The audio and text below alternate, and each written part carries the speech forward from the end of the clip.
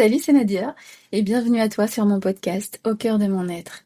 Le podcast bien-être rempli d'amour, de bienveillance et de compréhension qui, je l'espère, t'aidera à mieux te comprendre, à trouver la paix intérieure et à te sentir en harmonie avec le monde qui t'entoure. Aujourd'hui, je t'accueille dans cet épisode 1 qui parle de l'importance de la positivité dans nos vies. Je commence par ce sujet qui parle de positivité. Pourquoi ? Parce qu'à mon sens, avant de commencer à travailler quoi que ce soit en nous, il faut commencer par découvrir notre lumière intérieure. Cette lumière, faite de positivité, d'amour, d'empathie, de bienveillance, de respect, d'acceptation et de confiance envers nous-mêmes et envers la vie. C'est cette lumière qui nous guidera dans chaque étape de notre vie. C'est grâce à elle que tu apprendras à te relever et à avancer avec confiance et force. Alors, comment faire pour découvrir cette lumière et la laisser se vivre en nous pour ne plus jamais nous quitter ? Première chose à savoir, elle est déjà là, en toi. Tu la laisses s'exprimer de temps en temps dans les moments de joie et de bonheur.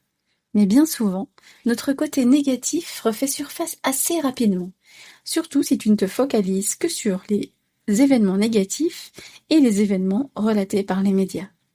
C'est pour ça que je ne regarde presque jamais les infos. Bref, je te rassure, revenir à la négativité est un mécanisme entre guillemets normal, que nous avons acquis de génération en génération. C'est comme cela que notre esprit fonctionne, ou du moins qu'il a appris à fonctionner. Nous avons tendance à voir les dangers partout, développer des peurs, même là où il n'y en a pas. Est-ce que tu sais que c'est un conditionnement, un filtre, qui date de la préhistoire ? Tu imagines ? Depuis la préhistoire ? Oui, je sais, c'est assez drôle, mais les femmes et les hommes des cavernes ont été les premiers à adopter ce fonctionnement. À l'époque, ils étaient à l'affût du moindre danger, et ils devaient être très prudents et très vigilants, sinon c'en était fini pour eux. C'est de cette façon que nos ancêtres ont développé ce système de défense que l'on appelle en psychologie le biais cognitif de négativité. Notre cerveau a été paramétré pour vivre dans un environnement hostile et dangereux depuis le début de notre évolution. Et de manière générale, nous avons évolué en accordant plus de place aux événements négatifs qu'aux positifs.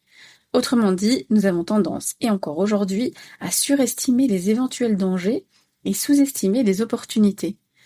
Comme tu peux le constater, ce conditionnement a perduré dans le temps de génération en génération. Et nous voilà aujourd'hui avec ce filtre du passé quelque peu exacerbé. Voilà pourquoi, à notre époque, il y a beaucoup de personnes anxieuses, voire en dépression et stressées. Nous n'avons malheureusement pas appris à nous concentrer sur les solutions, mais bien sur les problèmes. Mais je te rassure, tout cela peut changer si tu en prends conscience. Déjà, dis-toi bien que tu es en apprentissage et que transformer ces pensées, ces systèmes de croyances, ça prend du temps. Et que si les vieux schémas refont surface, c'est pas grave, c'est totalement normal. Tu apprends et c'est super. Pour commencer, tu peux apprendre à détecter tes pensées négatives et les observer afin de les transformer. Prends conscience de ce qui se vit et change ton regard sur la situation, sur l'événement. Prends du recul et relativise les expériences que tu vis en te posant les bonnes questions. Est-ce que m'énerver ou m'inquiéter va résoudre la situation ? Que puis-je faire pour m'en sortir ? Quelles sont les solutions envisageables ? Focalise ton attention sur les solutions plutôt que sur les problèmes. Ton cerveau va alors tout naturellement chercher les éléments qui vont t'aider à trouver la réponse. J'ai réalisé qu'à partir du moment où tu acceptes une situation, que tu réalises que dans l'instant tu ne sais rien faire, et que tu fais confiance, que tu avances avec foi, et je ne parle pas spécialement de religion, mais de la conviction que tout ira bien, eh bien, lorsque tu arrives à mettre ce procédé en place dans ton mental, les choses positives, les solutions ont tendance à venir plus facilement à toi. Et je parle vraiment d'expérience. Tu peux aussi identifier ce que cet événement t'apporte, t'apprend. Car dans tout événement négatif, il y a du positif. C'est le principe du yin et du yang. Chaque situation difficile est une expérience qui nous fait grandir. Je conçois que c'est difficile à entendre et à accepter, surtout lorsque l'on débute sur le chemin de la positivité et de l'acceptation.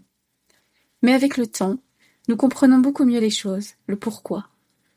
Et plus tu évolueras, plus tu arriveras à écouter, comprendre et te détacher des émotions dites entre guillemets négatives, qui ne sont là que pour t'avertir, te guidant ainsi vers une meilleure compréhension de toi-même et des situations.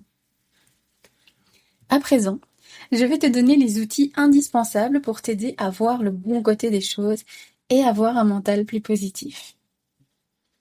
Premièrement, la gratitude. Lève-toi le matin en remerciant la vie, l'univers, Dieu, tes guides, toi, ton corps, qui tu veux. Cela t'appartient. Remercie pour tous les cadeaux que tu as déjà dans ta vie, tout ce qui te donne du bonheur, tout ce que tu possèdes déjà. Premièrement, ta vie. Bah oui, car tu es en vie, et nous ne prenons pas toujours conscience de l'importance et de la chance que nous avons d'être là. La vie est un cadeau tellement précieux. Il y a ta famille aussi, tes enfants, tes animaux. Remercie pour tout ce que tu es, tout ce que tu as la chance d'avoir. Remercie pour le toit au-dessus de ta tête, ta nourriture, ton eau, ton électricité. Bah oui, même tes factures qui te permettent d'avoir du confort. Si tu le souhaites, prends une feuille ou achète-toi un petit carnet et le matin au réveil ou le soir ou bien les deux, comme tu le sens, tu y notes les choses pour lesquelles tu es reconnaissant. C'est ce que je fais moi-même, j'y note chaque matin mes gratitudes et mes intentions de la journée. C'est un support très bénéfique. Le deuxième outil, c'est l'intention et la visualisation positive. La visualisation positive, c'est se projeter mentalement dans des lieux, dans des situations réussies et bonnes pour nous.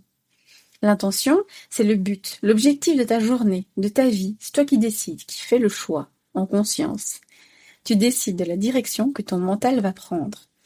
Attention, tu te sentiras peut-être comme testé au début, tu te diras que c'est du grand n'importe quoi, car tu vivras encore des événements négatifs. Et comme tu es toujours avec tes vieux schémas, tu porteras ton attention sur les événements négatifs en priorité. Rassure-toi, c'est normal. Surtout, ne lâche rien et respire, tu y arriveras. Concentre-toi sur tes gratitudes, tes intentions et tes visualisations positives. Et comme je te l'ai dit, tu es en apprentissage et c'est jamais facile au début. Et confiance. Donc, ce qui me fait arriver au troisième point, la confiance, la foi. Plus tu as la foi, plus tu fais confiance à la vie, plus la vie t'ouvre la voie. Avoir confiance en la vie, c'est accepter de ne pas tout contrôler. C'est arriver à lâcher prise face aux événements. C'est avoir la conviction que quoi qu'il se passe, tu en sortiras grandi et encore plus vivant. Une astuce que j'applique, je me projette dans deux situations, la positive et la négative. Et je prends conscience que quoi qu'il se passe, tout ira bien. En général, tout se passe toujours très bien car mon intention est positive. Je sais déjà que tout ira bien. Je visualise. Donc, je n'ai même pas à m'inquiéter et je lâche prise plus facilement. Donc pour cela, j'utilise mon intention, la visualisation positive et la vibration. Car plus tu vibres haut, plus tu te nourris de bonnes énergies, la gratitude, les intentions positives, la visualisation positive, la musique, plus tu vas vers ce qui te fait du bien, plus tu t'écoutes, plus tu vibres haut, plus tu attires à toi les événements favorables. Et comme pour tout apprentissage, c'est une question d'entraînement. Plus tu le feras, plus ce sera facile. Une autre astuce pour t'aider à positiver, trouve ta pensée magique. Un peu comme dans le film Peter Pan, Hook, avec Robin Williams. Peter doit trouver sa pensée magique pour l'aider à voler.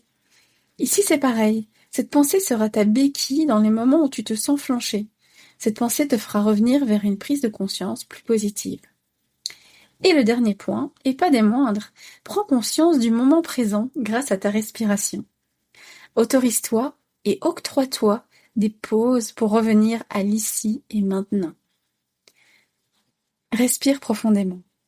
Ressens le va-et-vient de ta respiration, de l'air qui circule jusqu'à tes poumons, remplissant chaque parcelle de ton être de vitalité.